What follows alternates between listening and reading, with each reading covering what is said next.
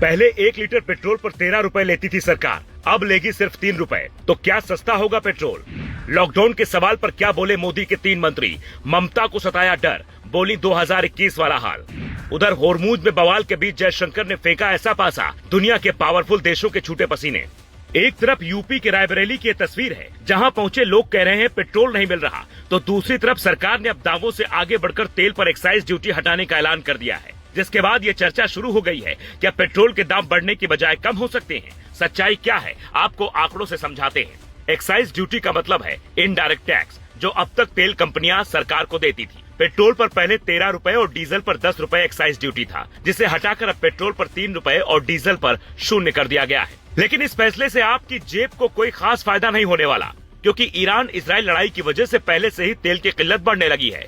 Shipping cost यानी ढुलाई की लागत बढ़ी है, जिसकी वजह से तेल कंपनियां पेट्रोल के दाम बढ़ाना चाह रही थी। दुनिया के कई देशों में अब तक पेट्रोल के दाम बढ़ चुके हैं। दैनिक भास्कर अपनी रिपोर्ट में दावा करता है, कच्चा तेल महंगा होने की वजह से तेल कंपनियों को 1 लीटर पर 30 रुपए का घाटा हो रहा है, इसलिए वो दाम बढ़ा सकती थी। लेकिन फिलहाल सरकार ने राहत देकर पेट्रोल की कीमतें बढ़ने की अफवाहों पर विराम लगा दिया है। यानी इसका एक मतलब ये भी है कि फिलहाल पेट्रोल की कीमतें कम नहीं होंगी, बल्कि जितनी हैं उतनी पर बनी रहेंगी। इसलिए अफवाहों पर ध्यान न दें। पर इस संकट के वक्त ये भी बड़ी बात है कि एक तरह से सरकार ने जनता के लिए खजाना खोल दिया है, क्योंकि ना तो पाकिस्तान ऐसा कर पाया और न बांग्लादेश। वहां असर पड़ते ही तुरंत दाम आसमान छूने लगे। पश्चिम बंगाल की मुख्यमंत्री ममता बनर्जी का कहना है, वे लॉकडाउन लगा सकते हैं, वे लोगों को उनके घरों में बंद रखेंगे। मैंने 2021 में लॉकडाउन की स्थिति का सामना किया, मैं किसी भी स्थिति में लड़ सकती हूँ।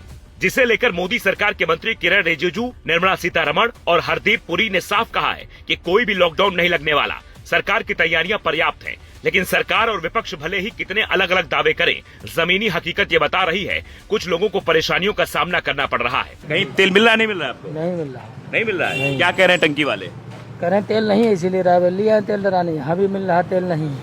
अच्छा, जगतपुर यहाँ से कितने किलोमीटर है? 15 मतलब 15 किलोमीटर दूर से लोग आ रहे हैं और लोगों का ये कहना है कि उन्हें पेट्रोल नहीं मिल पा रहा है। मिला पेट्रोल? नहीं। कितने पेट्रोल पंप गए आप?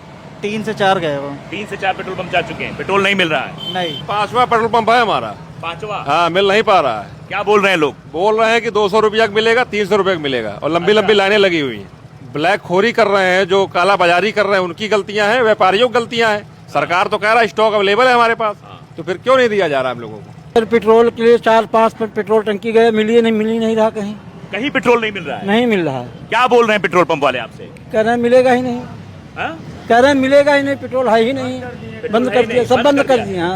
दुनिया के कई देश इस जंग में शामिल न होते हुए भी परेशान हैं, जिसे लेकर अब विदेश मंत्री एस जयशंकर ने सीधा यूएनएससी पर सवाल उठाए हैं। फ्रांस में आयोजित G7 विदेश मंत्रियों की बैठक में हिस्सा लेने पहुंचे जयशंकर ने तस्वीरें पोस्ट कर लिखा, मौजूदा वैश्विक ढांचा वर्तमान चुनौतियों के अनुरूप नहीं है और इसमें व्यापक बदलाव जरूरी है। मैंने यूएनएससी में सुधारों, शांति स्थापना अभियानों को सुव्यवस्थित करने और मानवीय आपूर्ति श्रृंखलाओं को मजबूत बनाने पर जोर दिया। विशेष रूप से ग्लोबल साउथ की ऊर्जा चुनौतियों, उर्वरक आपूर्ति और खाद्य सुरक्षा से जुड़ी चिंताओं को उठाया। जयशंकर का यह स्टैंड ईरान जंग और होर्मुज संकट के बीच बेहद अहम माना जा रहा है, क्योंकि भारत इकलौता ऐसा देश है जो ग्लोबल साउथ की आवाज बनकर इन समस्याओं से निपटने के लिए दुनिया भर के देशों को समझ रहा है। वरना बाकी के देश इस जंग में किसी न किसी तरीके से एक दूसरे की मदद कर रहे हैं या फिर अपना फायदा देख रहे हैं। जबकि Jaishankar Canada, France, Germany, Italy, Japan, Britain और अमेरिका वाले G7 ग्रुप की बैठक में ये साफ संदेश दे रहे हैं कि शांति और बातचीत ही एकमात्र रास्ता है। Bureau report, global Bharat TV.